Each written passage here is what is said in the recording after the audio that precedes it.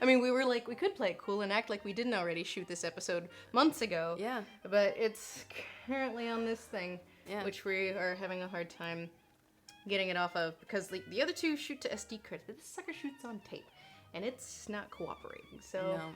So, damn you, giant camera A. How dare you? Camera A is out of commission. So Well, what do we got? We finally get to break into the Finnish liquor that our friend Rita Again, brought with her many months ago. many months ago, brought with her on her Great New York adventure, and we met up with her. And the first one, I think I'm only drinking because it is a licorice one. It also needs to be served, chilled, and shaken. Oh my god, that is black as sin. Holy. Wow. So that's what they do when the long, never-ending nights. So, and like, Finland will laugh at my pronunciation. From what I understand, this is called, Salmari? Cold, spiteful language. It's, Is this like... is the backwards K like a... Hang on. Backwards K like corn? It's rad? you know what? It is Finland. I feel like that could be They the did case. give us Lordy. Anyway, I just want to read the thing off the back of it, though. Deep in its dark, licorice-infused heart,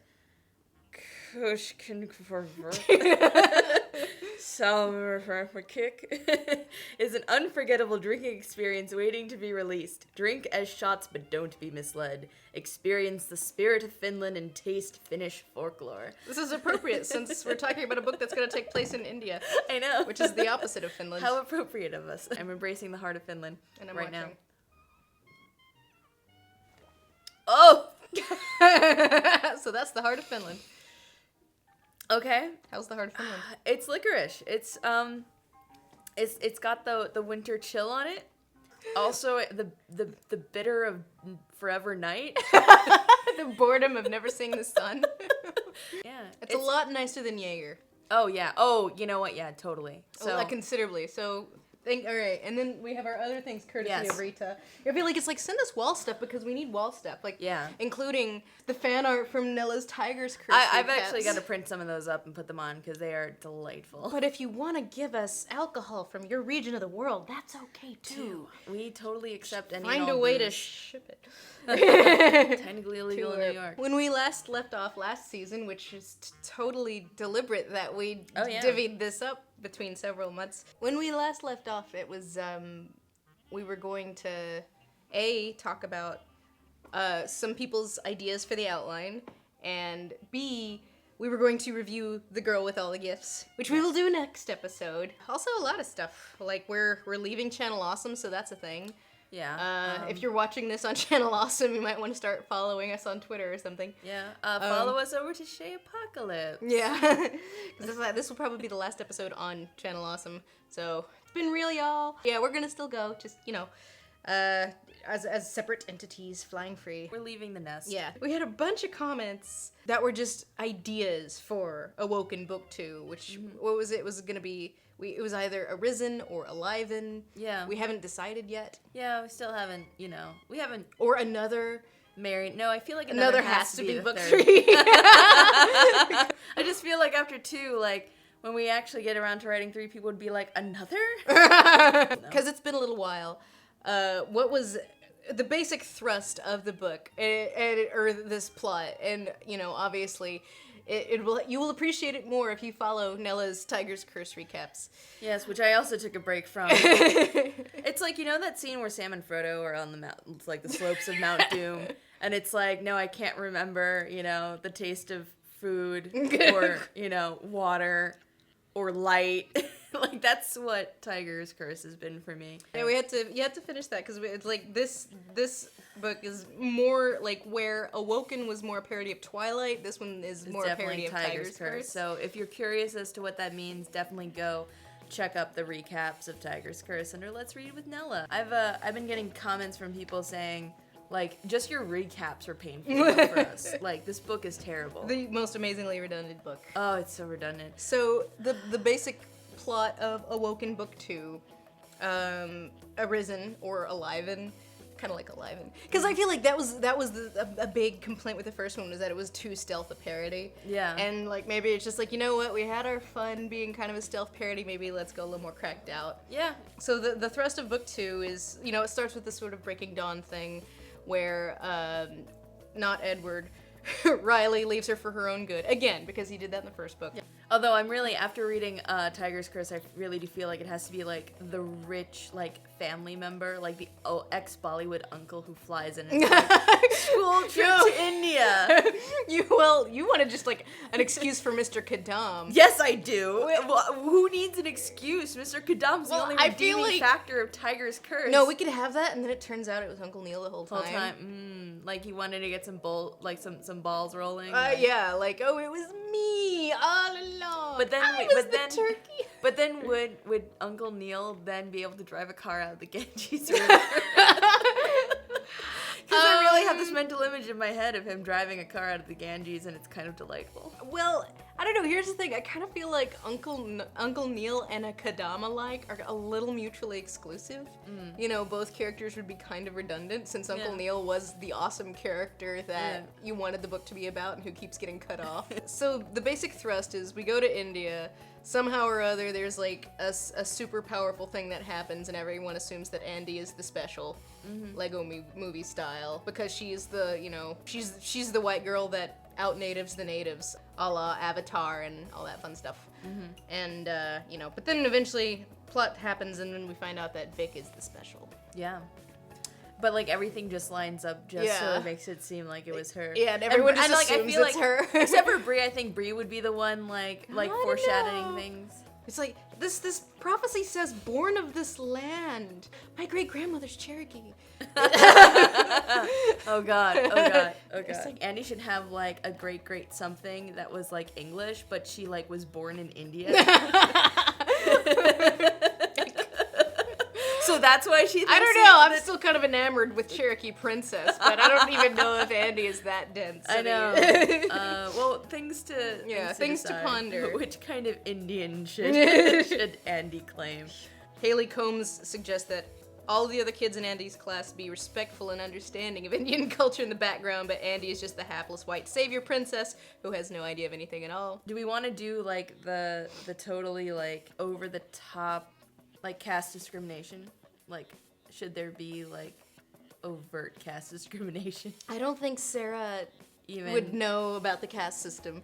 No, but I feel like that's that thing that Westerners, like... I don't know, it's like Colleen Houck didn't. She kind of, like, mentioned it in this, like, I read a Wikipedia or article. that, like, well, this happened in the past. Like, she'd, like, conflate Varnas with caste. You know, like, okay, there's 4 Varnas, but there's, like, 90 bajillion castes. And she's like, well, they're the same thing. Yeah. You know, and, like, and like, I read the Wikipedia article. It's like, I'm Kshatriya.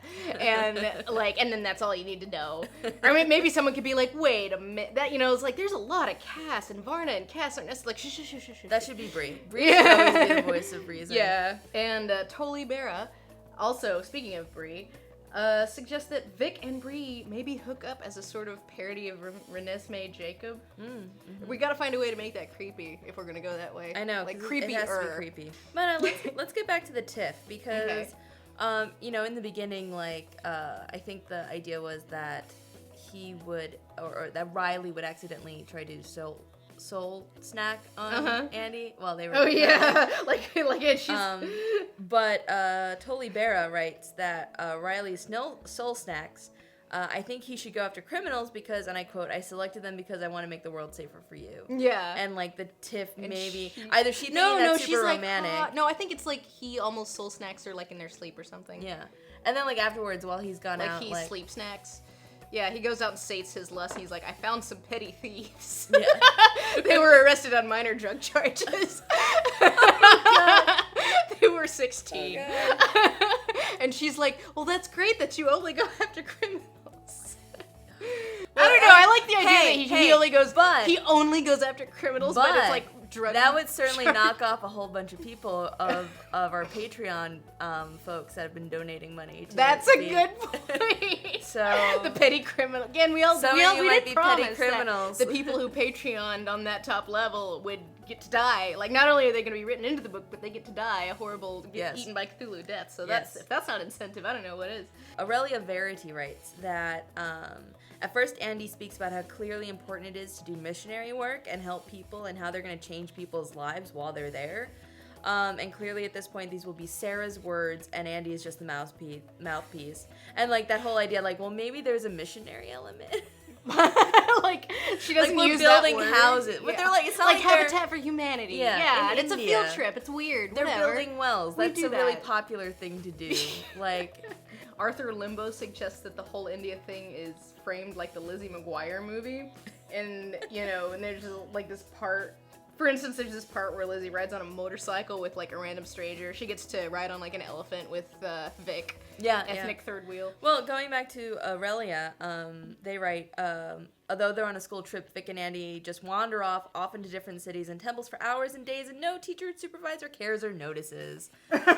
Which, yes, I think that absolutely needs to. Like, and then there's an elephant that happens. I think there has to be romantic elephant at some point. And also, like, just to run with Tiger's Curse, absolutely no forms are signed, no worries about passports, no worries about paperwork, visas. It's just like a week before the plane takes off. Like, someone's like, hey kids, want to go dig wells in India over spring break? And they're like, yeah, that's the legitest thing. Shixabel suggests possibly inappropriate comparison between Andy and Riley's relationship and the Ramayana, but perhaps that would be giving Sarah too much credit. I agree, but she could just get it wildly wrong. I think that's a wiki article. Yeah. Inu Jade points out that you could, in universe, call Loki and his ilk the young gods as opposed to the Lovecraftian old gods. Because remember, the joke or our basic plot was there was going to be some like pseudo-Indian bad guy, and then it turns out it was Loki the whole time. Yeah. And that's going to be the plot. Yeah. And he's trying to bring about Ragnarok. But then going back to the god thing, and Piano Slave points out, going off the multiple god idea, maybe there can be a council where all the different gods get together and talk like in the Vampire Council thing in New Moon. Or we could save that for the third book. I feel like that could be the opening of the third book. Like all the gods like turns gathering. Out there's like a big god council, and maybe Sarah actually kind of has like an imagination. I don't know. Chrysandra the Great brings up the romantic scene between Vic and Andy should be inspired by the magic carpet ride from Aladdin. Yes. Yeah. Absolutely. Except it should be a romantic elephant ride under the stars. So I think we're all on the same page here. Yeah. And it should be really direct. Like, tell me, Andy, when did you last let your heart decide? And finally, Froglet suggests that Andy should be jealous of a woman whose soul Riley is trying to eat. Maybe in that sort of it's not what it looks like scenario. Absolutely. I hope she's also a petty drug criminal. Well, I mean, she has like an ounce of marijuana and deserves to die. Yeah. So thus with our little outline begins our season 2. So what would you like to see, Isn't it Nella? technically season 3 at this point? So thus stuff is strong. Yeah. Right to your head. So, the noble liquor. Noble. So thus with our little outline, we start our season 3. So at the beginning of season 2, we started reviewing things in addition to working on the Viridian Saga. Yeah. What would you like to see this season, Nella? Well, gosh, I think I would just like to see some better books with female protagonists and, low on the romance and maybe on the sci-fi fantasy element. Especially on the YA side. Yeah. Hashtag never. Well, there's also we might branch into interviews more because we did that once last season. Yeah. So what do you want us to read?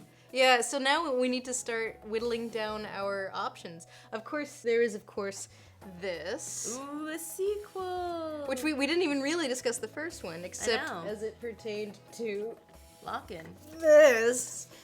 But that is something to consider. But of course, also keep in mind that, I am still working on Tiger's Curse, so if we could lay off the really terrible books, that'd be nice. That's a good point. Yeah, I feel like while we're making fun of things like Tiger's Curse and writing things like Awoken, you know, when we do our read-alongs, we want to at least experience things that take the genres that we like and make them rise above, you know. I mean, Shades of Grey filled me with a powerful hate, but it was powerful, thoughtful. though. It was a thoughtful hate. It was so powerful. It was a thoughtful hate. There was a lot of thinking and discussion and all sorts of fun things. I think that was the wonderful thing about The Girl with All the Gifts, which we are going to be discussing next time. So if you can get a hold of it, do and follow along with us. Yes. Spoilers, it is excellent. Oh, it's so good. Like, this is gonna be a really boring episode because it's just gonna be gushing.